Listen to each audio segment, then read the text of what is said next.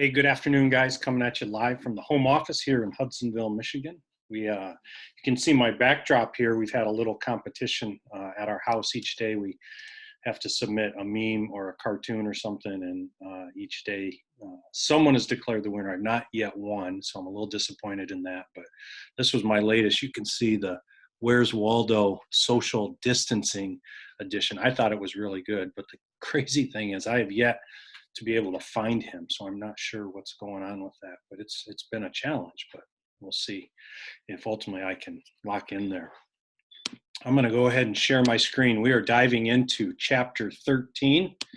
And before we do that, I wanted to show you a quick video and just to kind of talk through the significance of the video. We are engaging with a really important concept of communication as it pertains to management and leadership. And as you well know, that is really critical as you think about how you manage, how you lead, and the ability to communicate is probably one of the best skills in the set of skills that you have as a manager that you've got to be able to do and do well. So the significance is in this video, and we're going to watch it here real quick. I've got to break it up because the video is broken up with the scenes, and we'll take a quick little break in the middle, but just a couple of minutes here. Hopefully you can hear it okay. But to set the stage, this was, if you guys remember, Duck Dynasty. It goes back a few years, but kind of hit the world by storm and hit it hard for a couple of years, was very popular, and then I think it's kind of dropped off now. But one of my favorites was when they went and did Career Day, when Phil and Uncle Si went to the grandkids or niece and nephew's school and participated in Career Day, and we'll talk about how this ties in here. Let's watch. All right, children, we have our next visitor for Career Day. This is Cy Robertson, and we're so excited to have him here. Why don't you put your listening ears on and give him a hand. I fix and teach these kids that, hey, somebody paid the price for their freedom. Have y'all ever heard of the term numb? There was a war in Vietnam that we was involved in, the Americans and the Vietnamese. Okay, does anybody know how many people died? Do y'all think the fried chicken places will always be there? You just pull up and say, hey, give me a McDonald's. What if there are no McDonald's? You can survive and eat pretty good. This is food. I'm going to show you how to prepare it. Boy, this duck be fat. I wonder why he's so fat. I want you to look how big this is. Lo and behold, look what's in his craw. It's an acorn. You sure you ain't been practicing? I've been practicing in my mind.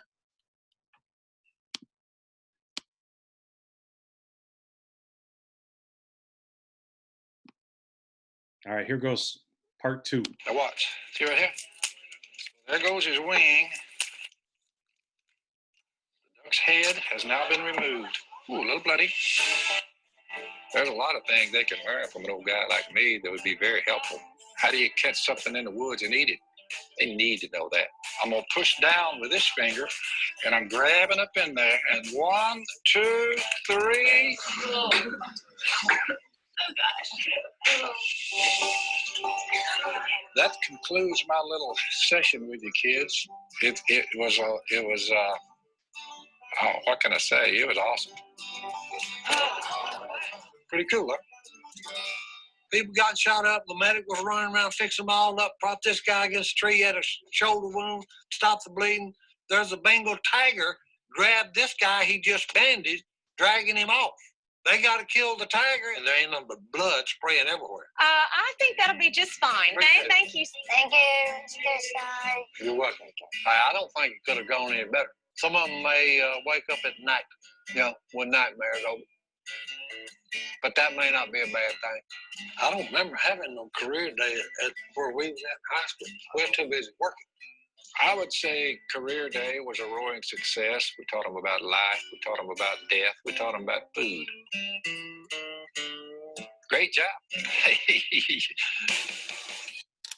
All right, so you can see, from that clip, the part that to me is always kind of funny is they went into that and communicated to these young children, obviously inappropriate or not age appropriate for sure.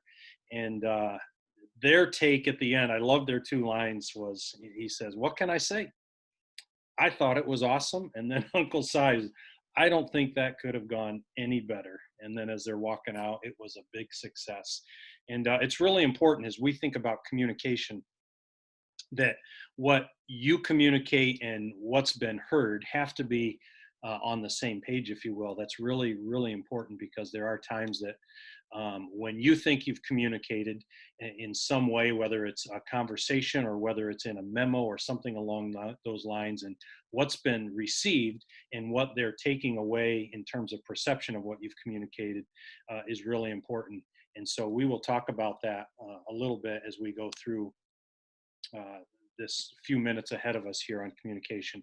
I've got 11 slides, and we're going to try to move through it fairly quickly as we do so. So this next one basically talks about three types of flows of communication, how communication flows in an organization. And there's really three basic ways that that happens: vertically, horizontally, and grapevine communication is the way that it's spelled out. And vertical is kind of from the top down, or it could be from the bottom up and so forth. It kind of follows through the chain of command, upward and downward. Horizontal is more with colleagues. So as you think about like Cornerstone and the business division, as I speak and communicate, not necessarily informally, but in formal ways with my colleagues, the other professors, with Linda Chase and so forth, with Dr. Hammond, that would be more horizontal. Although Dr. Hammond in the organizational chart, she is above us, but that still might be considered horizontal communication as we communicate within the same line of organizational culture and so forth. And then lastly would be more grapevine communication. That's more informal flow of information that happens in an organization. It may be like at the water cooler type of conversations, or as you're talking to a coworker, those types of conversations would kind of fall into that category. Moving along, and I'm going to buzz through, I'm going to put them all up there, but it's really important that you understand, and I don't know if you've ever been in some level of a conversation with someone that it's like you're maybe not literally, but you're looking at your watch, like, how do I get out of this conversation? This person just keeps talking and talking, and we're not getting anywhere, or we're repeating the same things over and over. And you really want to do a good job of, as you have the ability to communicate, following this acronym TRUE. Make sure that the information is true. Number one, it's timely, which means that it's current and available when you need it, and you are speaking at the appropriate times. Secondly, it's relevant to the situation. It has, maybe you've been in those conversations where there's things people are bringing up or talking about that really have no relevance. A lot of times when you're in meetings where you're working together as a group or as a team or as a division, and people can quickly derail the purpose of the meeting and why you're having it in the first place. So you want to make sure that all of the information that you're sharing has relevance to the people you're communicating with. And thirdly, it needs to be understandable. All right. One of the interesting things that coming onto Cornerstone is I was a part of a lot of conversations early on in my time here, and there's a language of higher education that I did not experience in secondary education. Or if you're working at a particular place, when you first get hired on, you learn very quickly that there's kind of their own individual language of the organization. We talked acronyms is a great example. There are a bazillion acronyms at Cornerstone, and learning all of those, CLC and CELT and TUG and GRTS, a lot of these types of things that you've just got to kind of learn the language. And so early on in those conversations, there was things I was probably missing because I wasn't understanding the language that they were speaking in, and perhaps the person speaking didn't always take the time to realize that, hey, we got a couple of new people with us here, and to make sure that they're taking the time to spell out the acronyms or some of the things they might be talking about. And then lastly, it needs to be efficient. I picked up a phrase from a friend a number of years ago. And again, you don't want to have conversations that have all of this extraneous information. You want it to, my phrase was be bright, be brief, and be gone. You want to kind of cut to the chase. And again, in the context of when you're communicating things that need to be communicating, I'm not necessarily talking about casual conversations, but you need to be bright, you need to be brief, and you need to be gone when communicating to people within your organization. So I thought that was a good little acronym as you think about the information that you're communicating. There's different types of ways to communicate, oral communication, and I think that one is the one that we tend to think about when we think of communicating, just conversations, face-to-face, being in meetings, if you're giving presentations, those types of things where you're verbally communicating with others and how you're doing that. The other is in nonverbals, and that's body language, the quality of your voice, the posture that you're making.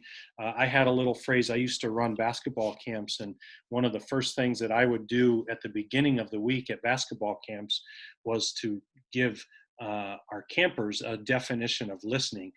And basically, listening is giving all of your attention. And I'm trying to think what my definition was. All of your attention, all of the time. And then you listen with three things: with your eyes, ears, and posture. And obviously we listen with our ears, but when someone's speaking to you, make good eye contact. And I think that's important. And that's indicating that you're locked in and you're listening, and ultimately your posture. And how you carry yourself body language wise also is a good indicator of whether you're listening or not. And then the last level of communication is what you put into writing, and anything from letters and memos, and obviously email is a huge component of that. I would suspect that people in management are spending at least 25% of their day usually responding to or writing emails. That becomes a big part of your job in a management spot.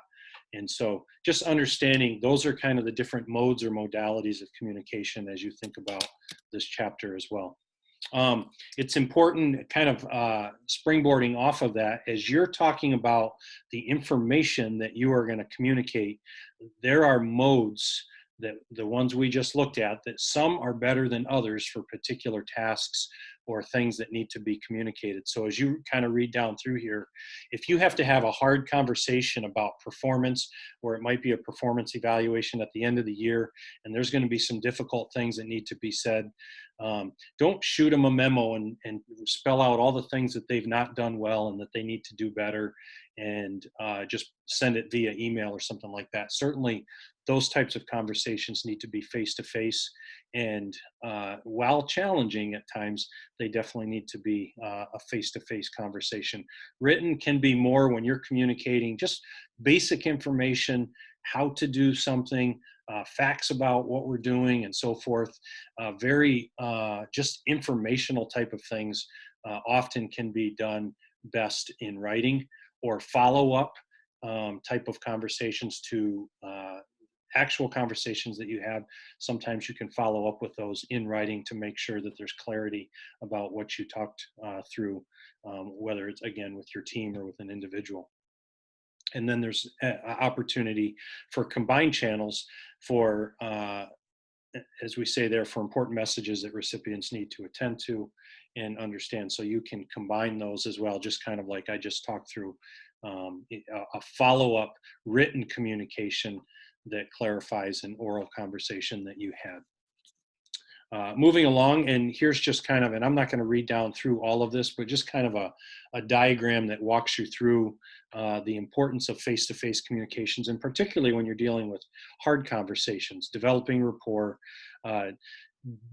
talking through, all right, here's the purpose of why we're getting together. We're going to try to tackle this problem, or we're going to address an issue, or whatever that might be.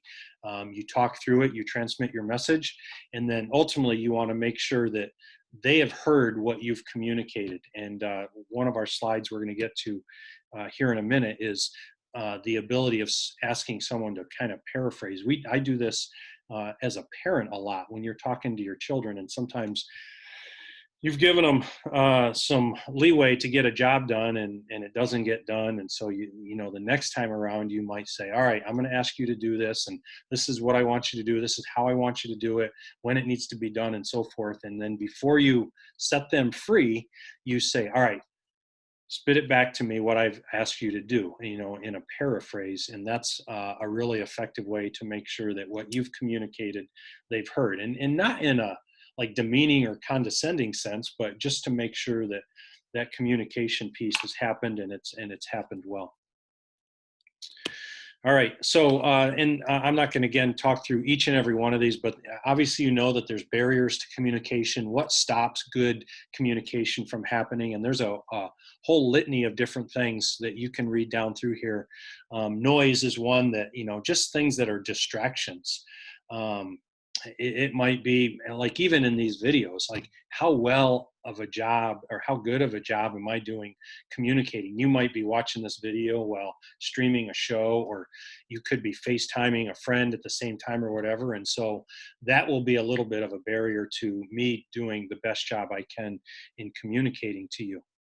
Is particularly when it's one-way communication like a video. I don't have the opportunity to be able to see your body language or what you're hearing, or a lot of times if we're having a conversation and someone's nodding, that's kind of a nonverbal that they're tracking with you and they're understanding what you're talking about. So distractions can be a big part of it. The other one I wanted to hit on was just sometimes language and culture barriers, particularly as if you're in a context or you're in an organization that's multiracial. A lot of times there will be things that people will miss just because of just some of the nuances of our culture or someone else's culture, where like, I'm so hungry I could eat a horse. Like, we say those types of things all the time, and it may like really be confusing to someone who isn't a native English speaker or who has not been brought up in the States. So you also have to take into consideration that there's going to be disconnects, particularly with people's language or potentially the culture, or even the culture of your organization. So just some of those things to think through. Paraphrasing, I already touched on that, and this is one of the best ways to indicate that someone has heard the message that you've communicated. And then this was a chart that I grabbed out of the book, and it's somewhere in the chapter. I didn't list the page number or whatever, but this is a great, and I'm not going to take the time to read all of these quotations. I will be uploading the PowerPoint, so you'll be able to see all of these responses. But there's response styles, as you've done a lot of those skill builder and exercises through the chapter. So as you think about your management style, and someone who is a rookie at the job and has very low capability, and so you're going to be more autocratic. And this is true even in communication, that there's best practices depending on the circumstances. The best way to communicate, you could be more reflecting when you're coaching or counseling an employee or a coworker. You could ask probing type of questions when you're trying to ensure they fully understand what you're talking about. You're going to be reassuring when someone needs a higher level of confidence in the job that they're doing. Maybe they're doing a great job, and you're simply there to reassure them that they are indeed doing it well and need to continue to press into what they're doing, and advising and diverting and so forth. So really a good slide to look at as you think about the style and the way that you're going to communicate relative to the situation that you find yourself, or the situation that the worker or coworker is in as well. So a really good slide there. Two more slides here, but just dealing with the whole notion of criticism. And that can be a hard one, because a lot of times, like if I've been in situations where someone has given me constructive feedback, sometimes we take that stuff personally, and it's like, oh man, like I've talked through kind of the evaluations for courses, and sometimes you get a zinger once in a while, and it's like, man, that, and we kind of get offended a little bit, or it's like hurtful, and it's like, hey, I thought I would, and so forth. And so you just really have to remember that criticism ultimately, particularly from your direct report or your boss or whoever that might be, just know and understand you've got to have kind of an open mindset to say, I want to get better, and I need criticism and I need feedback, and hopefully they'll do it in a way that will help you continue to grow as a worker and as an employee within your organization. So just a couple of bullet points. One I wanted to hit was you as the manager are the one that's going to create the culture and how communication takes place within your organization, your department, your division, your team, whatever that might look like.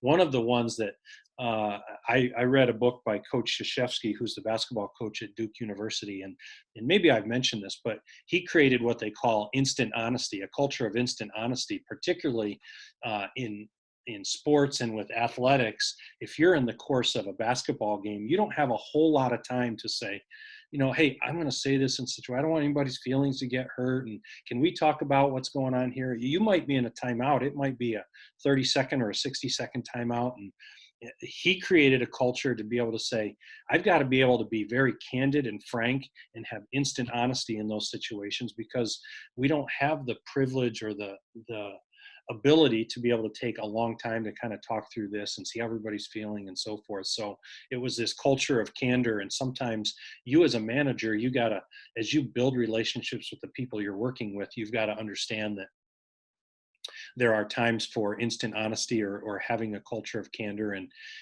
building those relationships and talking through that with your employees before you actually do it is a really important step.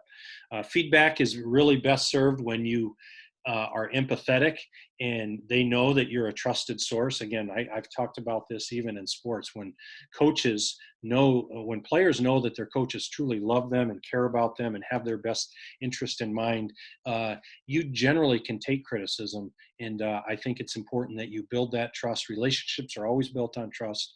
And if you communicate with empathy, I think that goes a long way, particularly as you're giving feedback.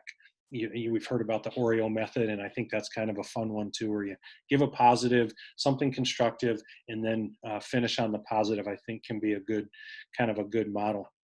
There's one that, and you can see it over here in my notes, that someone shared with me a number of years ago. When there's an opportunity where it becomes a difficult conversation or perhaps a confronting conversation, this idea of OIC, observation, interpretation, clarification. And so the conversation in a very condensed version would go something like, hey, da da da, I've seen this, and my observation has been that I've been seeing you do this or not do this within your job and so forth.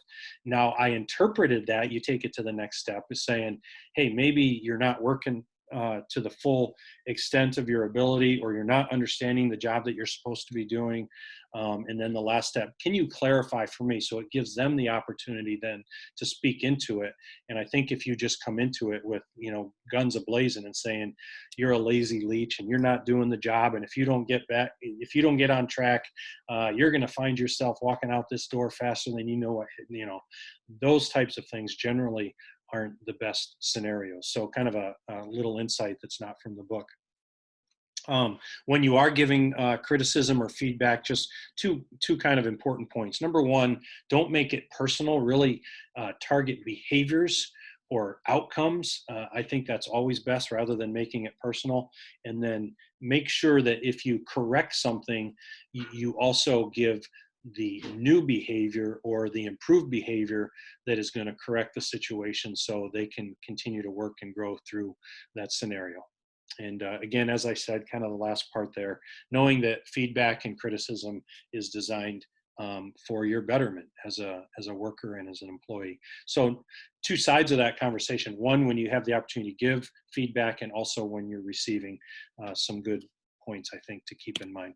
And then lastly, there are scenarios and situations, and the book spoke into this one. I think it's an important one, because there are times that emotions can get revved up and amped up. And as a manager and a leader, you really need to tread carefully into those situations, because they can kind of blow up and be really explosive. And you kind of hit an impasse. And those are situations where people,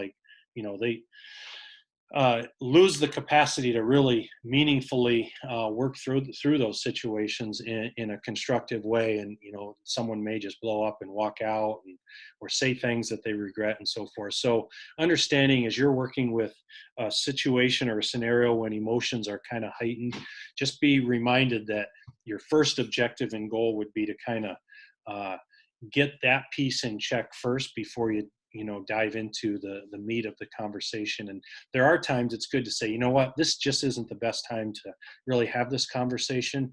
Let's take a break and come back in 15 minutes, or come back tomorrow, or something like that. I think can be helpful. And again, I think empathy is an important aspect of that, and making sure you're understanding what's causing that person to get emotional or upset, and kind of work through that piece before you try to dive into solving the problem.